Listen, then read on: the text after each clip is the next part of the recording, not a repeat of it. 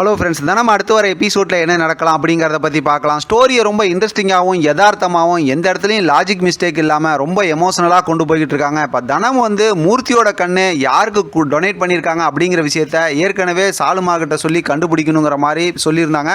அது மட்டும் இல்லாமல் கோயிலில் வேண்டிக்கிட்டு இருக்கும்போது சாமிகிட்ட சொன்னாங்க, என்னோட மூர்த்தியோட கண்ணு யாருக்கு கொடுத்துருக்காங்கங்கிற விஷயம் மட்டும் எனக்கு தெரியணும், அது எனக்கு ரொம்ப சந்தோஷமாக இருக்கும் என் வாழ்க்கையில் அப்படிங்கிற மாதிரி அவங்க ஏற்கனவே வேண்டியிருந்தது தொடர்ந்து பார்க்குறவங்களுக்கு தெரிஞ்சிருக்கும்.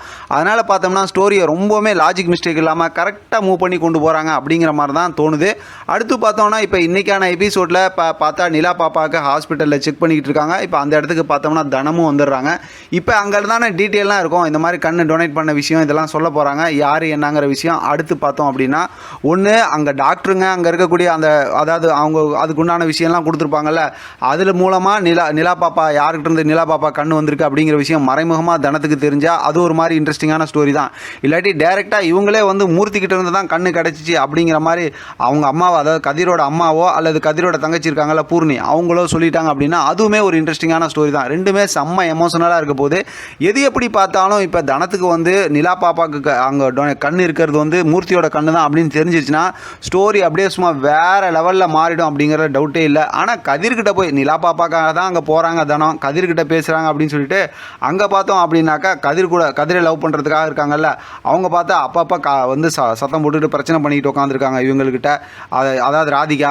அதனால் பார்த்தோம்னா அது ஒரு பக்கத்து ஒரு ஸ்டோரி போகுதுன்னு வச்சுக்கோங்க. ஏன்னா டக்ளஸ் பாயசம் அவலாம் ஒரு பக்கத்து பார்த்தா டக்ளஸ் தனத்துக்கு சப்போர்ட் பண்ணுறாங்க, பாயசம் பார்த்தோம் அப்படின்னாக்கா அந்த பக்கத்து ராதிகாவுக்கு சப்போர்ட் பண்ணிகிட்டு இருக்காங்க. இதெல்லாம் ஒரு பக்கத்து ஸ்டோரியாக இருந்தாலும் இப்போ கதிர் என்ன பண்ண போகிறாரு, ஏன்னா கதிர் நிலா பாப்பா மேலே ரொம்பவுமே பாசமாக இருந்துகிட்டு இருக்காரு. அதனால் கதிர் ஏற்கனவே சொன்னது தான், நிலா பாப்பாவை யார் தன்னோட குழந்தையாக நினச்சி பார்த்துக்கிறாங்களோ அவங்கள தான் நான் கல்யாணம் பண்ணிக்குவேன் அப்படிங்கிற மாதிரி சொல்லியிருக்கிறதுனால இப்போ இந்த விஷயம்லாம் தெரிஞ்சதுக்கப்புறம் ஏற்கனவே ரொம்ப பாசமாக இருக்கிற நம்ம தனம் நிலா பாப்பா மேலே இன்னுமே ரொம்ப பாசமாகிடுவாங்க. இந்த மாதிரி ஒரு ஜானலில் தான் ஸ்டோரியை கொண்டு போவாங்க. ஆனால் இதுக்கிடையில் இருக்கக்கூடிய ஒரு ஸ்டோரி அப்படின்னு பார்த்தோம் அப்படின்னா சொர்ணா இருக்குல்ல, அந்த மென்டலை வேறு சேர்த்து வச்சுருக்காங்கல்ல வில்லிங்கிற பேரில். அதனால் அவங்களுக்கு மக வேற ஒருத்தங்க காவியான்னு, ஆனால் அதுக்கு ஒன்றுக்கும் உதவாத தயாளன் அப்படின்னு சொல்லணும். ஏன்னா பார்த்தோம்னா ருக்குவோட அண்ணன் இருக்கா, தம்பி இருக்கார்ல, அவர் அந்த மாதிரி பண்ணிட்டு உட்காந்துருக்காரு. இப்போ எது எப்படி பார்த்தாலும் இப்போ அந்த கட்டடம் மோசமாக கட்டுறாங்க அப்படிங்கிற விஷயத்த கண்டிப்பாக கண்டுபிடிச்சிருவாங்க. ஏன்னா இன்றைக்கான எபிசோடில் தான் மாரியாக்கா அதுக்குண்டான ஆள் ஏற்பாடு பண்ணலான்னு சொன்னாங்கல்ல. அதனால் அடுத்த வாரத்துக்கான ஸ்டோரி இன்னுமே சூப்பராக இருக்க போது. நமக்கு வர ப்ரொமோ என்னவா ப்ரொமோவாக இருக்கும், ஒருவேளை நிலா பாப்பாவோட கண்ணு மூர்த்தியோட தான் அப்படிங்கிறது தெரிஞ்சுக்கிறதா, இல்லை கட்டடத்தில் நடக்கிற பிரச்சனையை ப்ரொமோவாக கொடுப்பாங்களான்னு தெரியல. தொடர்ந்து நம்ம பார்த்து பேசலாம்.